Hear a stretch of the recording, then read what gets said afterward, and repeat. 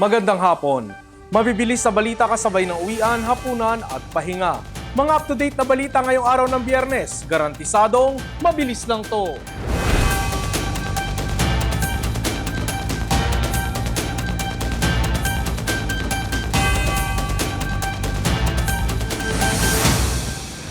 Mabagal na kumikilos ang bagyong Ada, kung saan ayon sa Pag-asa, posibleng hanggang Lunes ay uulanin pa rin ang ilang bahagi ng bansa. Posible ring magtaas ang Pag-asa ng signal number 2, depende sa magiging pagkilos ng bagyo. Narito ang report. Ramdam na sa ilang bahagi ng bansa ang epekto ni bagyong Ada. Rumaragas ang baha ang sumalubong sa mga motorista kaninang umaga sa Agusan del Norte sa Barangay Halyobong National Highway na nagdurugtong sa Butuan at Surigao City. Nagsagawa na rin ng preemptive evacuation sa bayan ng Tubay sa pag-apaw ng Kalinawan River. Sa Katmon, Cebu, umapaw na rin ang baha sa tulay na ito. Tulong-tulong naman ang mga lalaking ito para maitawid ang motorsiklo sa gitna ng baha sa Calbayog City. Pila-pila naman ang mga truck na ito na stranded sa Matnog Port sa Sorsogon. Ayon sa Philippine Ports Authority, 540 passengers na ang stranded ngayon sa mga pantalan sa Bicol, Masbate, Marinduque, Quezon at Surigao. Mabagal ang ikinikilos ng bagyo sa bilis na 15 kilometers per hour. Ayon sa Pag-asa, nasa layo ito ng 325 kilometers silangan ng Giwan, Eastern Samar. Taglay nito ang lakas ng hanging 65 kilometers per hour at pagbugsong 80 kilometers per hour. Kikilos po ngayon at bukas ang Tropical Storm Ada pa-northwestward or pahilagang kanluran.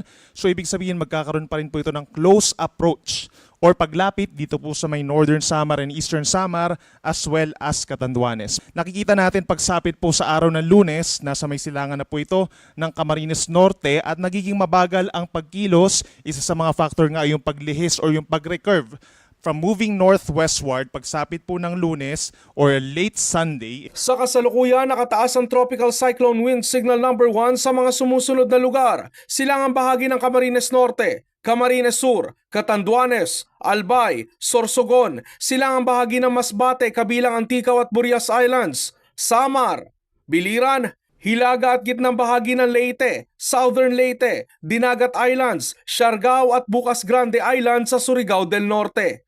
Dahil sa mabagal na pagkilos ng bagyo, babala na Pag-asa na maaaring mababad sa ulan ang Bicol Region at Samar Island. Ang ginubatan LGU sa Albay inilikas na mga residente sa lahar-prone areas. Pinangangambahan ang lahar flow mula sa nag-aalburutong Mayon.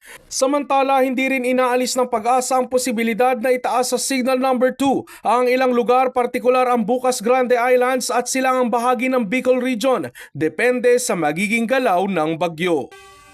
Bubuwagin na ba o mananatili? Hindi pa rin malinaw ang magiging kapalaran ng Independent Commission for Infrastructure ngayong taon. Ayon naman kay Pangulong Marcos, depende ito sa natitirang gawain ng komisyon. Mabilis sa balitang hatid ni Michelle Guillan. Sinabi ni Pangulong Bongbong Marcos na malapit nang matapos ang investigasyon ng ICI kaugnay ng mga umano'y anomalya sa flood control projects. Sa isang ambush interview kaninang umaga, sinabi ng Pangulo na ang magiging kapalaran ng ICI ay nakadepende sa natitirang gawain nito. Well, it depends on how much work they still have left. Kung matapos na yung trabaho nila, we will see what they can do next.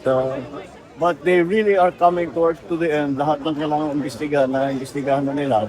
May papasa naman aniya sa DOJ at Ombudsman ang mga nakalap na ebidensya ng ICI kung matatapos na ng komisyon ang mandato nito. Samantala, sa pahayag naman ng ICI, dahil iisang miyembro na lang ang natitira dito, ang chairman nitong si Andres Reyes Jr., sinabi nitong unless may quorum, saka lang ito makakapag-resume ng official operations. Sa ngayon, inihahanda na nila ang kanilang accomplishment report na siyang isusumite sa Office of the President.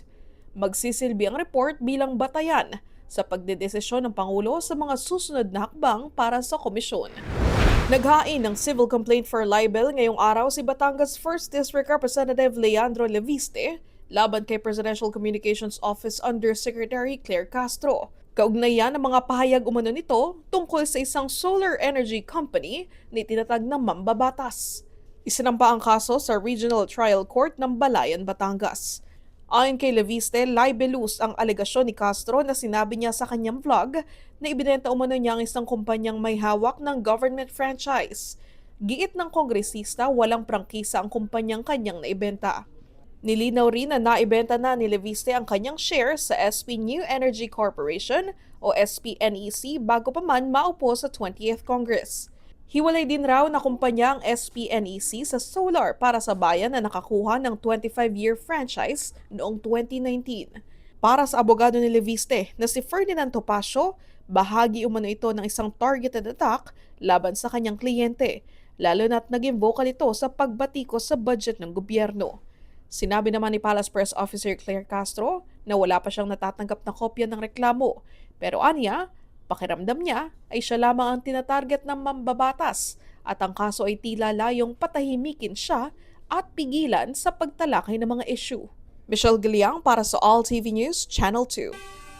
Sa iba pa mga balita, siyam pa ang patuloy na hinahanap ng mga rescuers sa nangyaring trash slide sa Binaliw, Cebu City. January 16, idiniklara bilang Day of Mourning ng Cebu City Council at 1,000 ektaryang pananim apektado sa pag-aalburuto ng Bulkang Mayon. Sa ulat ng Albay Provincial Agricultural Office, nasa mahigit 1,000 ektarya ng mga pananim at daan-daang magsasaka ang nakaranas ng pinsala dahil sa pag-ulan ng abo at iba pang epekto ng pag-aalburuto ng Bulkang Mayon. Apektado ang mga pananim sa bayan ng Malilipot, Bakakay, Legazpi City, Daraga, Kamalig, Ginobatan at Tabaco City. Kabilang ang palay, abaka, niyog, mga gulay, mais at mayroon ring naapektuhan na fish ponds. Tinatayang nasa 2,279 na mga magsasaka at operator ang direktang naapektuhan ng naturang aktibidad ng bulkan. Umakyat na sa 27 ang bilang ng mga na-recover na bangkay sa gumuhong landfill sa Barangay Binaliw, Cebu City. Kaninang umaga, isa pang katawan ng biktima ang nakuha ng mga rescuer. Dahil dito, 9 na lang ang bilang ng mga nawawala. Bagamat nakakaranas ng pag-ulan ng Cebu City ngayon, patuloy pa rin ang ginagawang search, rescue at retrieval operations sa lugar. Nauna nang idineklara ng Cebu City ang Day of Mourning para sa mga biktima ng trahedya ngayong Biyernes, January 16, 2026. Nakapunta na ba kayo sa isla ng Camiguin? Ilagay niyo na ito sa inyong bucket list dahil napasama ito sa listahan ng 2026 Places to Visit ng New York Times. Mabilis na balitang hatid ni Enzo Laca. Napasama ang isla ng Camiguin sa Places to Visit ng New York Times ngayong 2026. Inilarawan ito ng sikat na pahayagan bilang a lover's paradise with sandbars and hot springs. Ilan sa mga places to go sa isla ay ang White Island, Mantigue Island, Katibawasan Falls, Tuwasan Falls at ang historic na Sunken Cemetery. Dinedevelop din ang isla para maging sports tourism destination tulad ng mga biking at climbing tours sa paligid ng isla. Enzo Lacap, All TV News, Channel 2. At yan ang mga balitang nakalap ng All TV News ngayong hapon. Para sa iba pang balitang mabilis, bisitahin ang aming website, alltv.ph/news. I-like at i-follow din ang aming social media accounts. Mapapanood nyo na rin kami sa Planet Cable Channel 3. Ako si Ralph Lopez. Happy weekend!